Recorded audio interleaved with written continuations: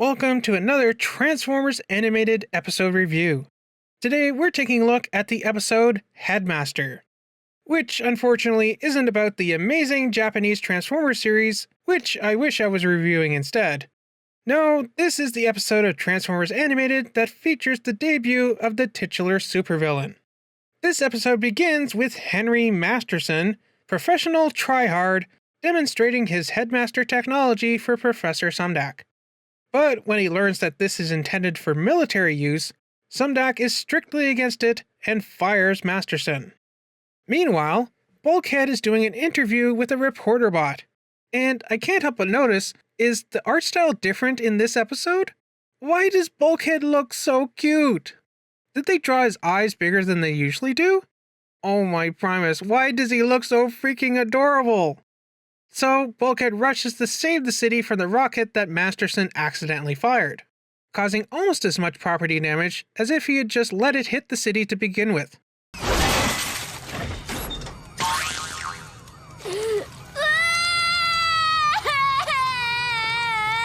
Aw, poor Daniel.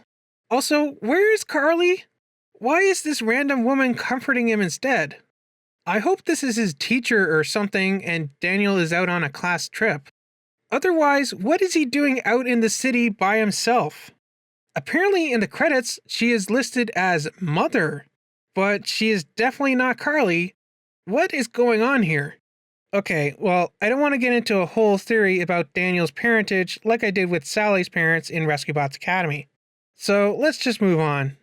As we transition back to the Autobot base, we can notice an animation error in this scene, which the wiki seems to have missed, because it looks like, for some reason, the top of Bulkhead's character model is cut off.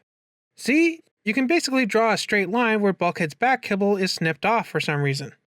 So, Sorry teaches Bulkhead about art. And again, Bulkhead looks super cute with little paint splotches on his face. Look at him! Oh, he's so happy to be making his art. He's so cute. Oh, I can't handle it. I also love how Bulkhead seems to be having Bumblebee do a weird pose for absolutely no reason. It's hilarious. Actually, that was an accident I had with Ratchet's blowtorch. Bulkhead, I needed that! So, Bulkhead accidentally breaks his brush and throws his painting out of frustration. Now, I know this was probably intended to be a bit of a comedic moment, but I think this is an opportunity for a good life lesson. I know sometimes you can be laser focused on a project, trying to get everything perfect, that when one tiny little thing goes wrong, you want to either give up and quit, or throw out everything and just start over. But I'm here to tell you that nobody is perfect all the time, and nothing is ever going to be 100% perfect. Look at me. Every video I do, there's always something that I thought I could have done a tiny bit better, or a little tidbit of trivia I forgot. But if I took the time to triple check, quintuple check, decuple check each and every video, I'd never get them out on time. But you still enjoy my videos, and most things only I notice anyways. So just don't stress out too much. Do the best you can, and you'll do better next time. Practice makes perfect and all that stuff. Okay, enough of Ultra Primal's life lessons and stuff. On with the episode review. So we see Henry Masterson in his home? Lab? Secret lair? Whatever it is, he seems to have his own version of Rock'em Sock'em Robots. Wait, who owns Rock'em Sock'em Robots? Mattel? Oh. So that's interesting that they homaged one of their biggest rivals' products in their show.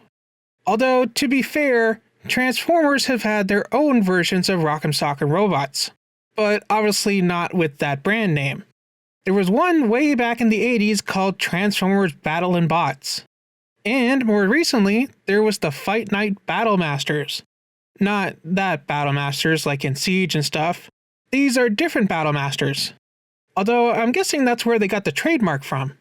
So Masterson goes and steals Bulkhead's body. Luckily, Transformers can survive being decapitated in this universe. And of course, comedic hijinks ensue. Eventually, they discover where Headmaster has taken Bulkhead's body, and he's holding the entire state of Michigan hostage. And I like how Optimus has his G1 trailer in this scene. Also, one interesting thing to note is that we actually see Prowl's holo avatar off of his motorcycle mode in this scene too, which I think is pretty rare for holo avatars, at least in the cartoons and movies. They usually seem to be confined to their seats. Also, Bulkhead's head is really big compared to Sumdac, but I guess that kind of makes sense, since Megatron's head is also quite large compared to Sumdac. So the Autobots eventually defeat the Headmaster, who does transform into a little head robot. So at least they got that part of the homage correct. And the Autobots build a robot and bring it to life with Sari's key for the sole purpose of stopping the power plant from melting down. Which is a little questionable, because we've seen Sari's key bring robots to life before, sparks and all, like with the Dinobots and Soundwave. So how do they know that this bot doesn't have a spark too? Then again, Sari has used her key on other things, like her tutor bot, and it didn't gain sentience. So maybe this one wasn't truly alive either. Well, this was an okay episode. Again, not a big fan of the Headmaster, but it's definitely an interesting spin on the old G1 Headmasters concept. At least the American G1 Headmasters, where they were little humans or nebulons inside transforming exosuits, and not the Japanese version where they were actually living Cybertronian robots that transformed into heads and attached to otherwise lifeless bodies. I also really like some of the moments in this episode where Bulkhead looks really cute. Again, I suspect that this episode was animated by a different animation studio as some of the other ones. Possibly the same company that did Home is Where the Spark Is, because that episode had a similar level of cuteness and flow to it. Actually, checking the wiki, yes, this was indeed animated by the same studio, known as the Answer Studio. They did Home is Where the Spark Is, The Thrill of the Hunt, Nanosec, Sound and Fury, Headmaster, Nature Calls, Megatron Rising Part 2, The Return of the Headmaster, Garbage In, Garbage Out, Rise of the Constructicons, SUV, Society of Ultimate Villainy, Auto Boot Camp, and A Bridge Too Close Part 1. Weird that some of these multi-parters they only have one part animated by one studio and the other part animated by another studio. Oh well, I'll be looking forward to all these episodes because their animation is so adorable. And finally, I'd just like to touch on the fact that this is the first episode where we see Bulkhead express his interest in art. Something that we'd see him do again later in the series, and it would sort of be homaged in his future Transformers Prime incarnation of the character as well. Which I think is great. I wish more Transformers had hobbies and interests like this. Whether it's Bulkhead creating his art, or Chrome Dome writing his manga. Not only does it add more depth to their characters, it's also pretty cute too. What about you? What did you think of this episode? Let me know down in the comments. Remember to like, subscribe, and do all that other fun stuff.